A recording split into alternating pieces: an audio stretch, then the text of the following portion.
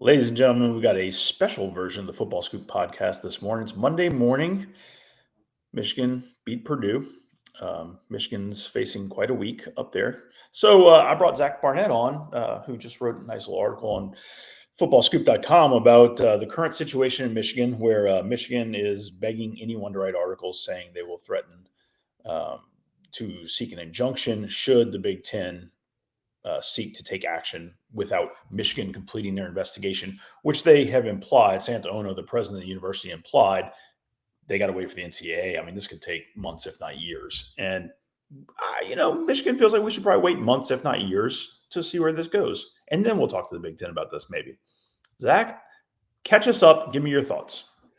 Yeah, so Michigan is clearly just trying to kick the can down the road and cash in on what very well could be their best chance at a national championship for the foreseeable future, due to the state of the Michigan roster and all that stuff that we don't need to get into. So they're trying to kick the can down the road, and obviously they have a leg to stand on of due process. Like we are, this isn't really a legal issue, but we are a nation of laws, so it's easy to be sympathetic to them to be like, hey, we got to wait. But at the same time, they're doing it for cynical reasons. Everyone else in the Big Ten is cynically arguing, especially Ohio State, like you got to punish them now. Everyone's speaking from their own best interest, self-interest here. But if I'm the president of the University of Nebraska, the University of Illinois, and I have really no dog in this hunt, but I have no reason to be sympathetic for Michigan, and I see that they're threatening legal action, my response to that is I'm getting on the phone to Rosemont and the Big Ten offices and say, let's suspend Jim Harbaugh right now, within the hour. Let's do it. Because that's going to draw blood for Michigan. Clearly, they don't want that to happen. And if you've been wronged, if you're the other Big Ten schools, and there's a human need to want to get even when you've been wronged and to draw blood. And also that if you want to sue us, let's go to court. Let's open up these hoods and let's get some documents. Let's get some discovery going, and let's really have some fun here. Zach, the current Michigan players, there are two camps out there on this. One camp says the current Michigan players shouldn't be subject to penalty. We shouldn't take away their chance to play for a conference championship, for a national championship. The other camp is the opposite, saying the only reason why they've won some of these games is because they knew the other team's plays. And so they were able to stop opposing touchdowns. They were able to attack defenses. They've done so well because they knew the plays. So you should suspend these exact players. When you watch the sidelines, it's pretty hard to think that people, the coaching staff, the players didn't all know what Connor Stallions was doing and what was being orchestrated by those at Michigan. So where are we on the camp of should the current Michigan team players be subject to penalties associated with all this? I have no sympathy for that argument at all, just because of what you said. Michigan players, I believe, were somewhat victimized here because I'm sure they weren't. I'm sure Jim Harbaugh didn't get up and say, "Hey guys, we know their signals and here's how we learned them." And isn't everyone cool with that? There's no need for them to know that specifically, but other players were victimized more than Michigan players. If you're Ohio State, your team, you could credibly argue, was denied 2 Big Ten championships because of Michigan's actions. And I'm sure there are players like that were injured against Michigan, and you could go back and say, I was injured on this specific play because the Michigan players knew exactly where I was going to be, and I was compromised in a vulnerable position due to Michigan's rule breaking. So I have no sympathy for that argument whatsoever, and I'd be extremely weary of Michigan graduates in the media making that argument on their alma mater's behalf. Zach, Jim Harbaugh sat on his own volition the first 3 games of the season, right? And Michigan rotated who would serve as game day head coach during that process. Connor Stallions did not sit those first 3 games, and Connor Stallions, we've all seen the videos, is in the ear of Jesse Minter. He's in the ear of Sharon Moore. Those 2 guys acted as head coach in Jim's absence. If you're going to sit Jim Harbaugh, you're penalizing Minter and Sherman Moore also, right? These are the guys who literally are listening for Connor Stalions to tell them what the opposing offense or defense is calling, and then they make their calls or their adjustments. You got to sit those guys too, right? So if you're sitting Jim Harbaugh and all of his coordinators, where do you draw the line? That's a great question. I think the most fascinating thing about this discussion is trying to put yourself in Big Ten Commissioner Tony Petitti's shoes, because you can't not do nothing, because then you're going to alienate 13 of your 14 constituents. Or you're just allowing cheating. You mean you'd Yeah. alienate all of college football. Yeah. And if we get 6 months pass and the NCAA investigation comes out and it turns out, yep, Michigan cheated and we essentially caught them red-handed, and you let them get away with it, like, you're going to have riots on your hands. So you can't not do nothing. But at the same time, there is due process. And if somehow it comes to pass that Michigan is somehow exonerated from this, which seems unlikely, but certainly possible, and you come out and say, today Michigan is ineligible, then Michigan is going to you're going to get sued and lose, and Michigan is rightly going to be outraged at that. So you're sticking your neck out tremendously if you come out and say Michigan is ineligible before the NCAA. So I can understand the Big Ten's hesitancy to take such a drastic step. So that's why, I first saw, reports from a Michigan message board saying, hey, it looks like Jim might be suspended, which seemed to me like this was going to be kind of a negotiated settlement to where, a compromise to where you're not stepping in to the action happening on the field. You're not stepping into the standings and vacating wins, but you're still trying to hold Michigan accountable while waiting for the investigation to run its course. So I think the fact that Michigan is now coming out against this is interesting to me, because I would have thought that if you're Michigan, you could live with this. But yeah, you can't. Obviously, it wasn't just Jim Harbaugh who was aiding in this and aware of all this. Like the coordinators are just as culpable. But then, do you suspend the entire coaching staff? That's not really realistic. So Jim, as the figurehead, I think made sense. But then, this is not a rhetorical question. Has any head coach ever been suspended twice in the same season for 2 different violations? Like there's rules in the NCAA rulebook about we're going to hold head coaches responsible for rule breaking under them on the org chart. So how do you not have, major lack of institutional control, not death penalty, but close to death penalty type sanctions if your head coach is suspended twice in the same season? If the NCAA doesn't ultimately come down with a show cause on Jim for this, just get rid of the NCAA. I mean, this is prevalent throughout the whole staff. You got the coordinator sitting there waiting on this analyst to tell him the stolen signals and interpret what's going on, what they're going to call based on his video evidence, surveillance from other stadiums. If you don't call this lack of institutional control, and this falls in the head coach plus his coordinators plus anybody else involved, I truthfully can't imagine Michigan allowing this to get to discovery, because the attorneys would ask for everything. The attorneys would make the NCAA's investigation look like a joke. And it wouldn't take more than a week with access to their servers and to interview people. And the case was made already. This thing would move very quickly. Now, they would, because attorneys enjoy billable hours, they would drag this out for quite some time, but they would know the truth very, very quickly. And I don't think we get that other than a lawsuit. And I just can't imagine Michigan opening themselves up to that litigation. I mean, this would destroy Ward Manual. This would go all the way through athletics. Anybody who approved paying for this is out. Anybody who didn't have the controls in place to stop this from getting paid is out. Anybody who was on the sidelines observing and said, how's that guy know? How does he telling us what all the plays are? Anybody who's implicit, they're all done. They'll never work in athletics again. So I just can't see how Michigan allows this to happen. No, and I think I keep going back to what I do if I'm Tony Petiti, and my two I think the only two real ways to make this fair and make this right without overstepping your bounds are totally unrealistic, but I think ultimately would make it fair is that Michigan, you got to tell the other team what plays you're running.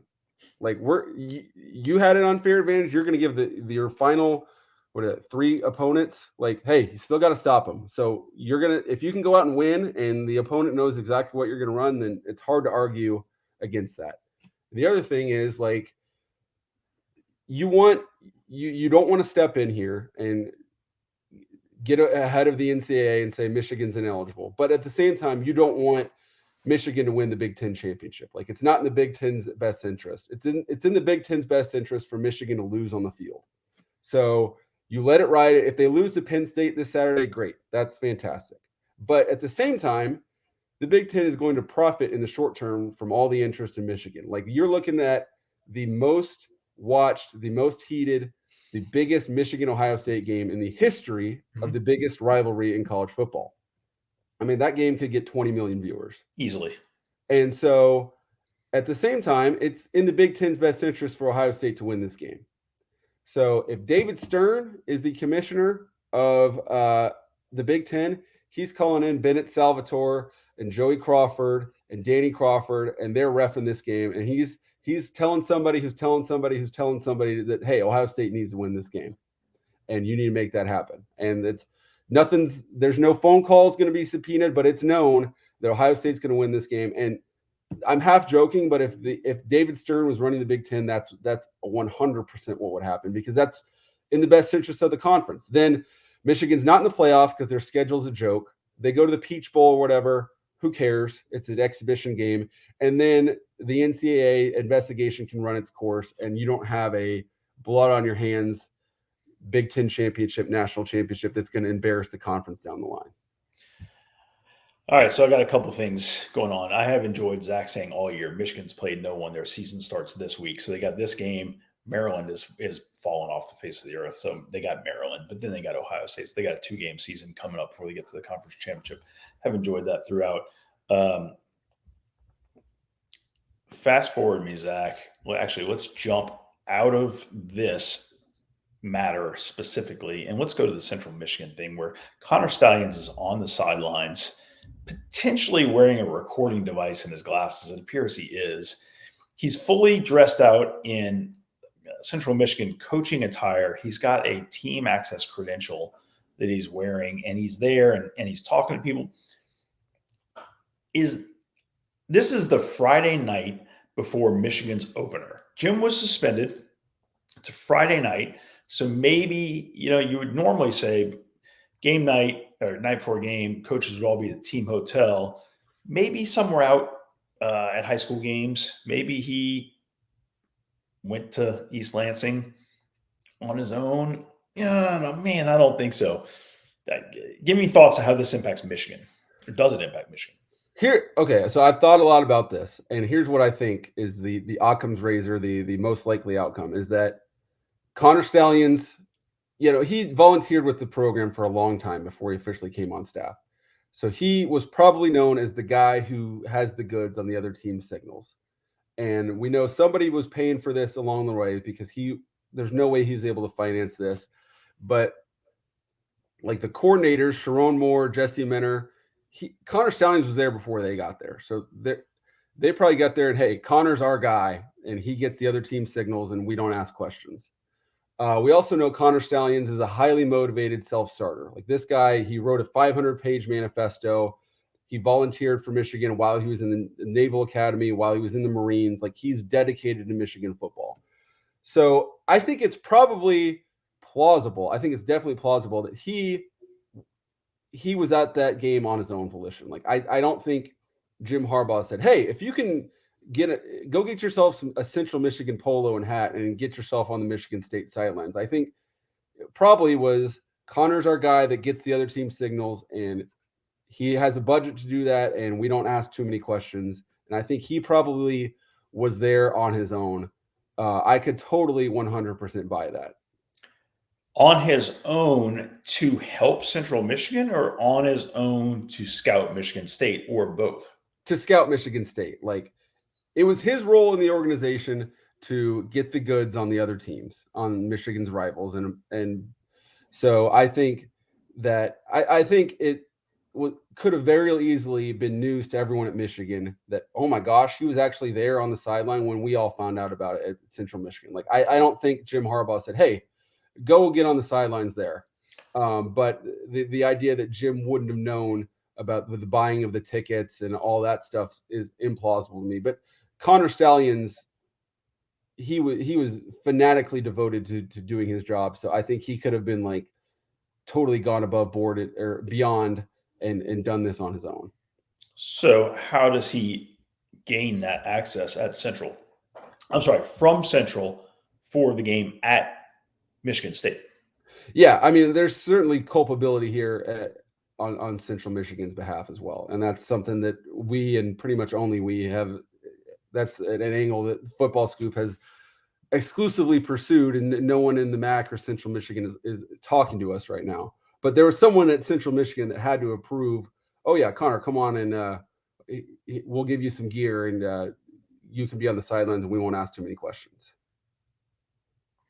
Presents a problem for Jim McElwain at Central Michigan, to be honest. We've talked about this a little bit. So Jim McElwain and someone, either the athletic director or his designee, has to sign off on a list of up to 50 people who can be allowed within the team access, the bench area for that game at Michigan State. Presumably, they didn't put Connor Stalions' name on there. So they either lied and then they gave him gear to kind of hide who he was. It's a real bad look for Central Michigan. As Zach alluded to, I've reached out to the MAC itself and to Central Michigan. To their credit, shortly before we started this podcast, the MAC finally responded to me. Their response was, please check with Central Michigan. I sought clarity, no response yet. Central Michigan, I checked with 2-3 hours ago, again, after checking with them Friday, and no response yet. So we'll continue to pursue that, see what happens. Yeah, I mean, imagine we had the Alabama LSU game this past Saturday. Imagine what a scandal it would be if we learned a couple weeks from now that Georgia's version of Connor Stallions was there videoing in LSU gear on the LSU skyline. Like, it would be hilarious, and it would be a national outrage. We can't even start talking about Kirby Smart and his tactics. This would be an hour-long podcast, and it would be amazing. All right, so Michigan's blustering. They're saying, "Oh, we'll seek an injunction. Jim will still get to coach." I don't think that's real. I don't think Michigan truly wants that. Although it might be real. They might look for the short term just to get Jim through the conference championship and the playoff. Who knows? Any other closing thoughts? Obviously we'll cover this. Any other thoughts, Zach, you want to throw out there before we finish this thing up? I mean, I really, this is the most fascinating story to me in college football in a long time, because you have the fact that I think I keep going back to is that this is Michigan's year. Like, by Jim Harbaugh's own estimation, he thinks they're going to have like 20 guys drafted. So he's made it clear if he can get an NFL job, he wants an NFL job. Like, this is, we had the Last Dance documentary of the 98 Bulls. This is Michigan's last dance in a lot of ways. Like, the 24 team is not going to be as good as the 23 team. So Michigan is all in on winning a national championship, raising that banner, telling F the haters, we won it, and we'll deal with tomorrow. So, and the pressure of the other Big Ten schools to step in is enormous. The Ohio State angle, they're been rightly wronged, or feeling like they've been wronged. I think the Ohio State-Michigan game could be the most anticipated regular season game in a long time. Like, every day that with each new chapter, I get more interested in this story.